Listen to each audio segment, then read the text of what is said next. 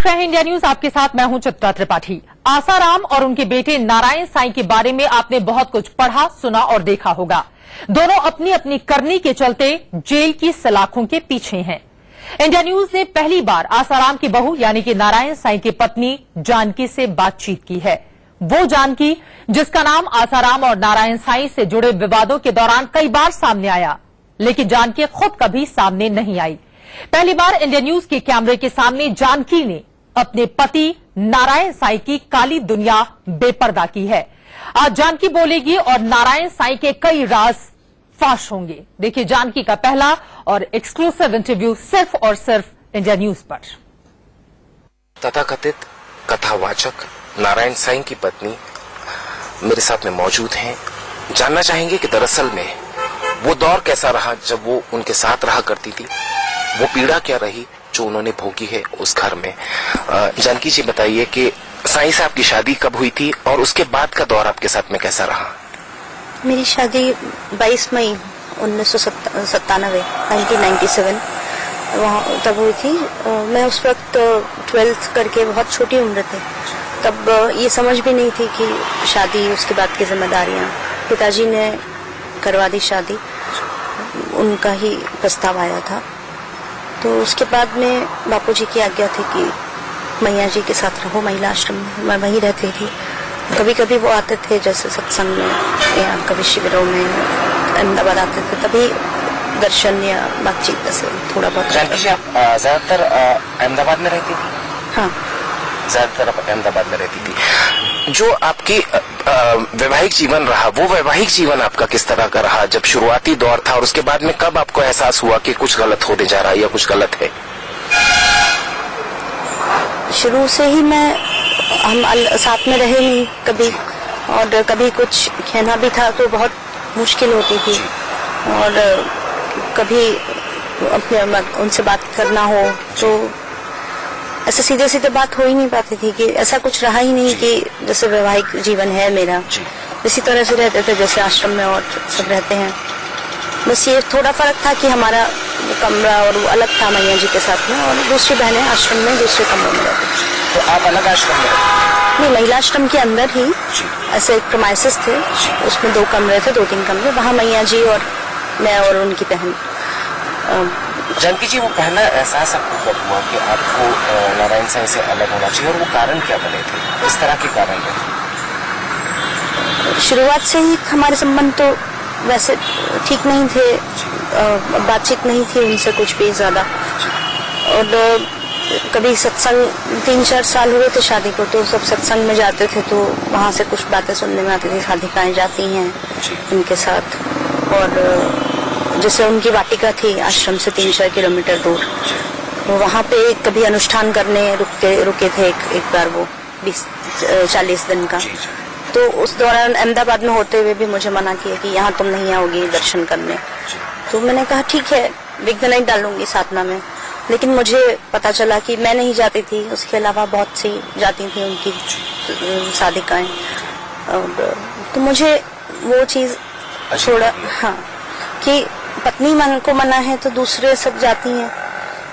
उसके बाद में धीरे धीरे मुझे कुछ लगा कि इनका है, एक बातें सुनने में आई। फिर कभी कभी मैं जब इनसे कहती थी कि मुझे सत्संग कार्यक्रम में ले चलिए, तो ले जाते थे। 2-4 दिन सत्संग कार्यक्रम में ले गए, और हमारा और उनका निवास भी अलग ही होता था। और फिर बस उसके बाद बोलते थे जाओ तो महिला आश्रम में जाओ, ज्यादा दिन अपने साथ नहीं रखे। आपने ये डिसीजन कब लिया कि अलग होना है नारायण साईं से? मैंने जब उनपे मुझे था शक था, और उनसे पूछा मैंने, तो कभी भी उन्होंने हाँ सही जवाब, हाँ नहीं, मतलब हाँ तुम्हें व्यर्थ में शंका है ऐसे, और डांट देते थे, मतलब नाराज होते थे कि नहीं तुम मुझ पे शक करती हो, मैं कोई ऐसा नहीं हूँ। फिर मैं एक बार उनके साथ गई थी, उनके जन्मदिन का प्रोग्राम था वृंदावन में। तो रात के 2-2:30 बजे वो जमुना नाम की जो सेविका है जिससे उनको संतान है, वो और एक और 2 लड़कियां वहाँ खड़ी थी उनके कमरे के आगे रात को 2:30-3 बजे। तो मैंने उनसे पूछा, ये उस समय तो नहीं, सुबह मैंने उसी को पूछा कि तुम क्यों आई थी। तो बोले कि मेरे को रात में तबीयत खराब थी, इस लड़की को मैं दवा दिलवाने आई थी। और मुझे समझ में तो नहीं आया कि मतलब इतनी रात को क्या ऐसा काम था, पर मैं उनसे नहीं पूछ पाई कभी भी खुल के, क्योंकि बहुत कम बातचीत होती थी, फिर नाराज हो जाते, तो मुझे नहीं था पूछना। फिर उसके एक साल बाद 2007 में मुझे पता चला जमुना माँ बनने वाली है, तभी भी मैंने उनसे सवाल नहीं कर पाई। और जब जमुना का बेटा हुआ, वो कुछ महीनों का हो गया, तब मुझे पता चला कि वो उनकी कुटियाएं हैं, जहाँ पर आश्रम है उनके, वहाँ पे उनका जो पर्सनल प्रमाइसेस है, जो उनकी कुटिया, वहाँ पर रहती है अपने बच्चे के साथ में। और उनका जो जहाँ पर हमारा ही प्रवेश है परिवार वालों का, उस जगह पर उसको रखते हैं। तब मैंने उनसे पूछा कि मैंने ये सुना है कि आपका संतान है और इस तरह से आप उसको रखते हैं, तो बोले हाँ मेरे बेटा है वो जो है। और तो मैंने कहा आप तो हमेशा कहते हैं, ये साई ने ये एक्सेप्ट किया था कि वो बेटा उन्हीं का है। हाँ, उस समय आपके साथ। हाँ। तो जानकी जी उसके बाद फिर आपने क्या किया, तब आपने मन बनाया क्या? तभी मैंने उनको पूछा कि आप हमेशा मना कर देते थे, तो बोले हाँ है कुछ जिनके साथ मेरे संबंध भी हैं, बेटा भी मेरा है।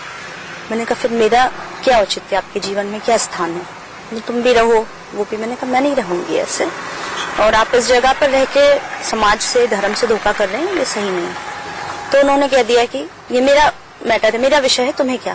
तो मैंने कहा ठीक है मैं अलग हो जाती हूँ आपसे, आप मुझे अलग कर दीजिए शांति से, मुझे मेरा हिस्सा दे दीजिए, मुझे मेरा अधिकार दे दीजिए। हाँ, और क्योंकि पिताजी उस वक्त भोपाल आश्रम में रहते थे, रिटायर्ड थे, माताजी भी रिटायर्ड थी, तो शादी के 12 साल हो चुके थे। उसके बाद माता पिता पे आश्रित होना, और पढ़ी लिखी भी नहीं थी मैं, 12वीं की थी और शादी हो गई थी।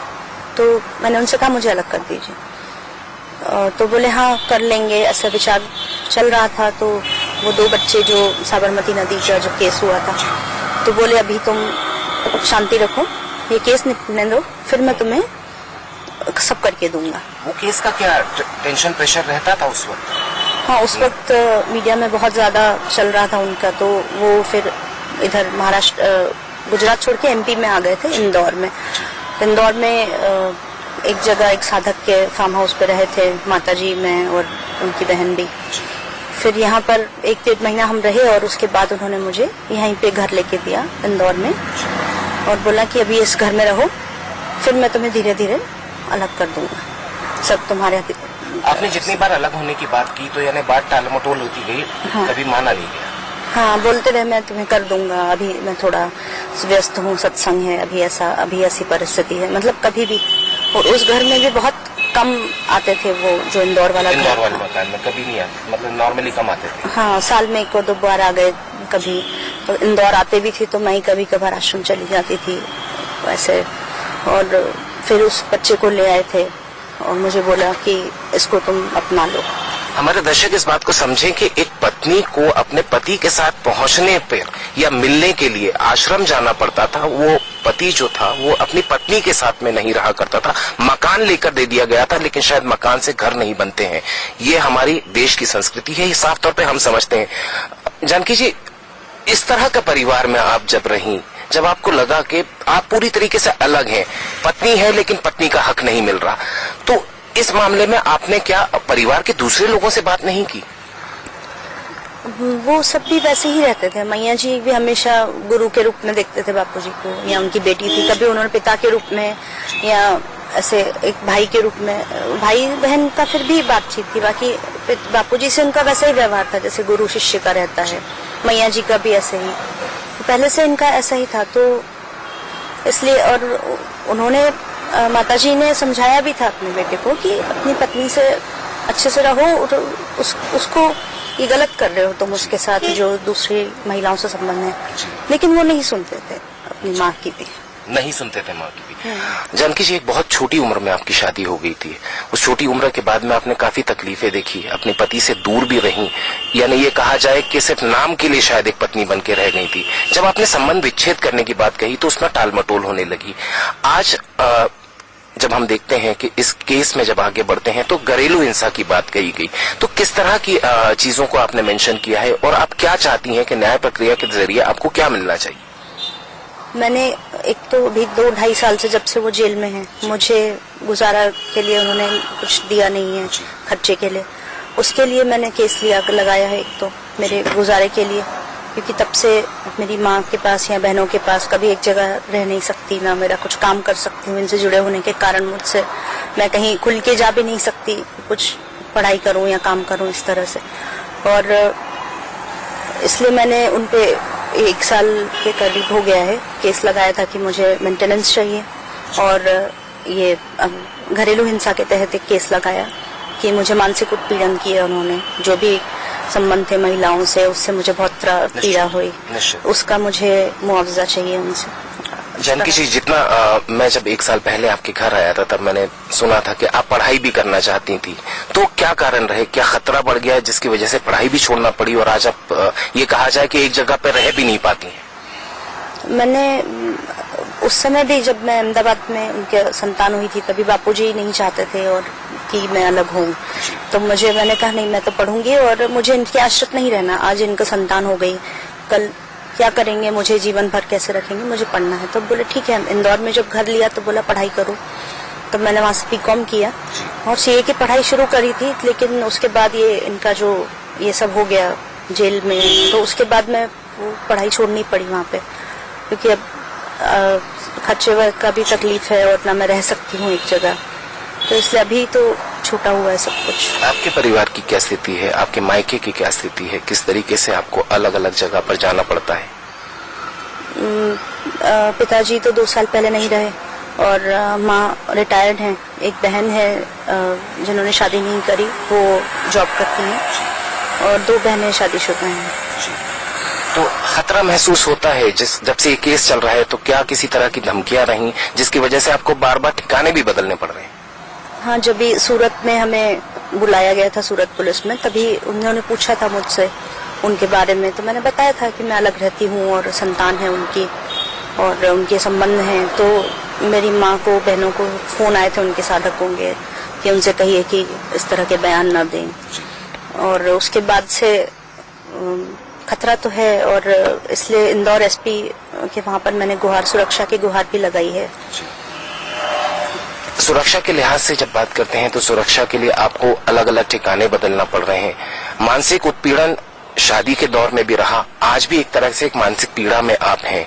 इस पीड़ा से निकलने के लिए आप क्या करना चाहती हैं, किस तरीके से आप देखती हैं कि आप अपना फ्यूचर आगे किस तरह देख रही हैं? अब मैं चाहती हूँ, मैंने जो केस लगाए हैं जल्द से जल्द मुझे मेरा हक मिल जाए, उसके बाद मैं एक अपना नया जीवन स्टार्ट करना चाहूंगी। मतलब मैं अपना पढ़ाई फिर से करूंगी और कुछ अपने पैरों पे खड़ी हूँ और मुझे किसी पे आश्रित ना रहना पड़े, इस तरह का मैंने अपने बारे में सोचा है आगे भी।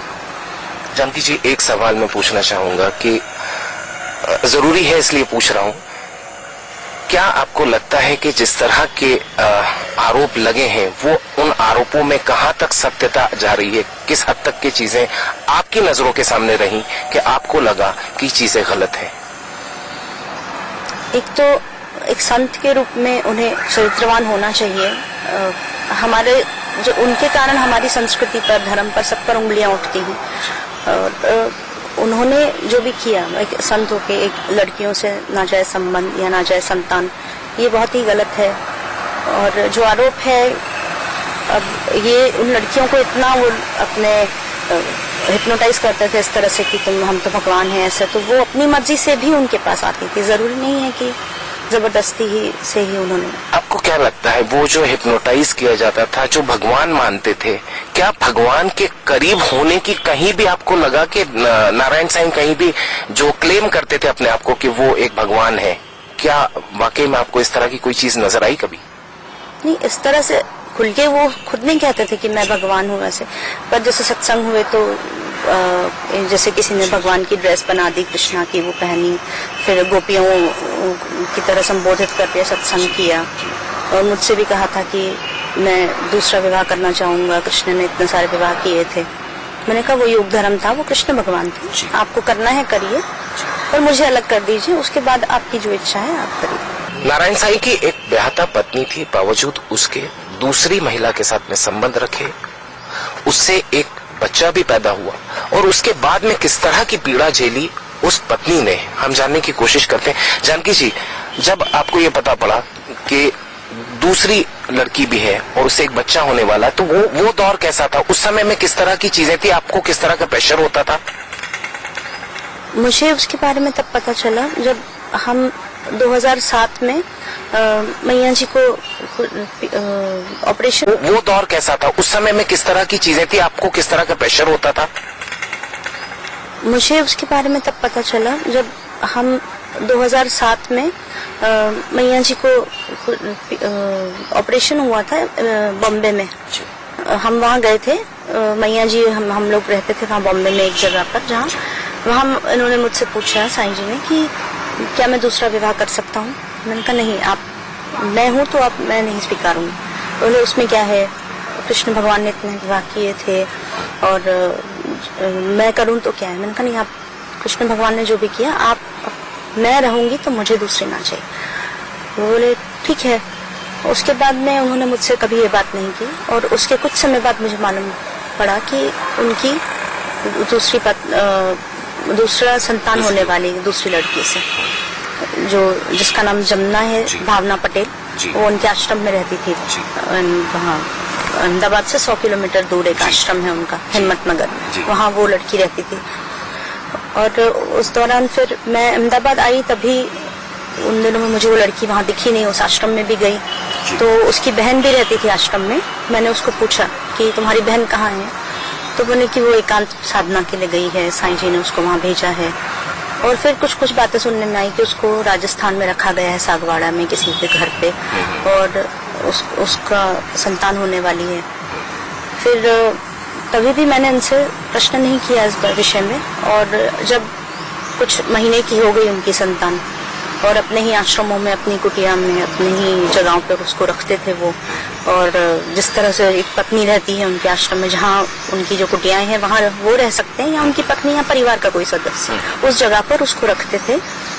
तो मैंने उनसे पूछा कि आपने ये जो मुझसे कहा था, मैंने मना किया था, उसके बावजूद आपने ये ऐसा संतान है?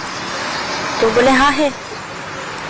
फिर कुछ समय फिर मैंने जब अलग होने की बात की तो कहे कि ठीक है, कर दूंगा।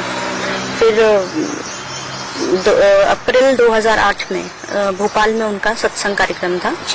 वहाँ मुझे बुलाया और बोले कि कुछ काम है, हम बात कर लेते, तुम्हारे पिताजी भी यहाँ रहते, बात कर लेते, तुम आ जाओ।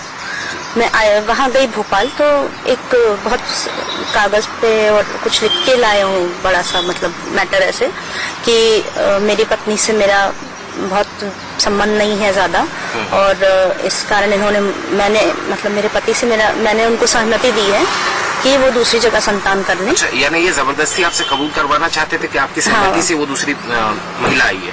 हाँ, उसका जो संतान है वो मेरी सहमति से हुई है। उसकी संतान, ये एक बड़ा मामला है कि जिसमें बहुत बड़ा खुलासा किया है जानकी जी ने, कि उनका ये कहना है कि नारायण साईं ने अपनी जो संतान हुई थी, जमुना से जो संतान हुई थी, उस संतान के लिए कागज पर लिखवाना चाहते थे जानकी से कि वो उनकी सहमति से हुआ था वो बच्चा। यानी वो ये कहना चाह रहे थे कि उस बच्चे को दुनिया में लाने के लिए आपने सहमति दी थी। हाँ। आप यही कहना चाह रही हैं? हाँ, उन्होंने कहा कि आप ये मुझे स्टैम्प पेपर पे एक एडवोकेट को बुला के उनके सामने लीगली हमने लिखवाते हैं कि तुमने ही सहमति दी थी कि मैं वो संतान उस दूसरी औरत से करूँ। मैंने कहा मैं नहीं करूंगी साईं। बोले फिर मैं तुम्हें तलाक दे दूंगा, अगर तो तुम्हारी बदनामी हो जाएगी दुनिया भर में, तुम कहीं की नहीं रहोगी, और सब मेरी है, दुनिया पब्लिक है, सत्संग है, मैं कुछ भी बोल सकता हूँ तुम्हारे लिए, अगर मैंने तुम्हें छोड़ दिया तो तुम कहीं की नहीं रहोगे। मैंने कहा आपको जो करना है करो, मैं ये साइन नहीं करूंगी। और ये प्रेशर रहता था? हाँ, बहुत प्रेशर, बहुत दबाव डाला उन्होंने, डराया धमकाया। मैंने कहा कुछ भी हो जाए, आप तलाक देना चाहते हो तलाक दे दो, मगर मैं साइन तो नहीं करूंगी इस कागज पे, इस मैटर पे। तो फिर बाद में मुझे भेज दिया अहमदाबाद वापस। फिर कुछ समय हुआ, 1-2 महीने बाद फिर मुझे बुलाया जयपुर आ जाओ। तो मैंने कहा जयपुर क्यों? बोले तुम्हें बात करनी थी ना, मैं यहाँ रुका हूँ कहीं, तुम यहाँ आ जाओ और हम बात कर लेते हैं अलग होने के लिए। वो 2008 मई जून का महीना था कुछ। तो मैं वहाँ गई जयपुर, मुझे नहीं मालूम था कि जमुना जयपुर में थी। वो बच्चा उसका 6 महीने का तब हो चुका था, 6-7 महीने का। तो मैं जैसे अपने कमरे में बुलाया उन्होंने मुझे, जहाँ साधक के कमरे में रुके थे वहाँ बुलाया, और उनका जो सेवक था, हनुमान नाम था उसका, वो एक बच्चे को लेकर आया। तो ऐसे स्वाभाविक है, साधकों के बच्चे आते हैं तो हम कभी उनको दुलारते हैं या, तो वो उन्होंने हाथ में लिया, तो मुझे लगा कि किसी साधक का बच्चा होगा, तो मैंने उनसे पूछा किसका बच्चा है ये, तो उन्होंने जवाब नहीं दिया, और वो हनुमान जो था वो हंस के वहां से चला गया। और कुछ तो कैमरा वैमरा उसने हाथ में लिया, और तो मुझे लगा कुछ है जो ये मुझसे छुपा रहे हैं। फिर मैं एकदम से उस कमरे से बाहर निकल आई, और बाहर मैंने देखा तो वो जमुना खड़ी थी अपनी बहन के साथ। तब मुझे समझ में आया कि वो बच्चा जो था वो वही था, और मेरे साथ उसकी धोखे से फोटो ले लेना चाहते थे कि मैं सहमति नहीं दे रही हूँ, तो फोटो ले लो कि इसकी सहमति से। यानी इतना शातिर दिमाग उस वक्त भी चलाया जाता था। और हाँ, और एक बार तो उस बच्चे को लेके मेरे घर पे आए थे, 2 साल का था, बोले कि इसको अपना लो, इसका पढ़ाई वढ़ाई करानी है, इसको तो अपना नाम देके इसको पढ़ाई कराओ, इसको संस्कार अच्छे दो। उसकी माँ जो है थोड़ी ऐसी है, उसको संस्कार अच्छे नहीं दे रही। तब भी मैंने कहा कि करी क्यों ऐसे, उससे शादी की आपको अपने बच्चे का ऐसे, तो बोले ठीक है तुम उसको रख लो। मैंने कहा अभी ठीक है, आप अगर एक बार मुझसे कॉम्प्रोमाइज करना चाहते हैं मैं रख भी लेती हूँ, आप मुझे लिख के दीजिए, अब आप मुझे लिख के दीजिए, आप दूसरी महिलाओं से संबंध नहीं रखेंगे और आप मेरे साथ वफादारी से रहेंगे। बोले मैं तुम्हें ऐसा लिखित वचन या ऐसा नहीं दे सकता, लेकिन मैं स्वयं पे संयम नहीं रख सकता। अगर मुझसे ऐसा कुछ हो गया, इसलिए मैं तुम्हें ऐसा लिखित में नहीं दूंगा। जानकी जी, आप विधाता पत्नी थी, बावजूद उसके एक दूसरी क्या उन्होंने पत्नी के रूप में स्वीकार किया? क्योंकि कानून तो नहीं कहता है कि 2 पत्नी रख सकते हैं। अब संतान है और अपने आश्रमों में उसको रखते हैं, तो एक तरह से उपपत्नी ही हो गई उनकी, और उस तरह से ही उसको रखते थे हमेशा।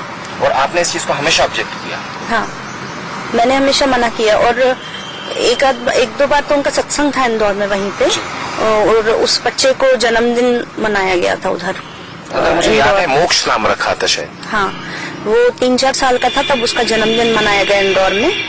तो वहाँ सत्संग था, तो सत्संग कार्यक्रमों में जाती थी इंदौर में, तो वहाँ मुझे बुलाया, तो स्टेज पर बैठे थे, बच्चा भी वहाँ खड़ा था, और एकदम से मुझे मतलब पब्लिक के बीच में एकदम से इशारा किया कि आ जाओ, और मैं मना नहीं कर पाई एकदम से बीच में लोगों के। तो वो बच्चे के साथ मुझे बुला लिया और बोले इसको तिलक लगाओ, इसके साथ ये केक काटो, फुग्गे फोड़ो, एकदम से पब्लिक के बीच में मुझे बुला के और ये सब करवाया और उसकी वीडियो शूट कर। यानी ये धोखे से किया गया?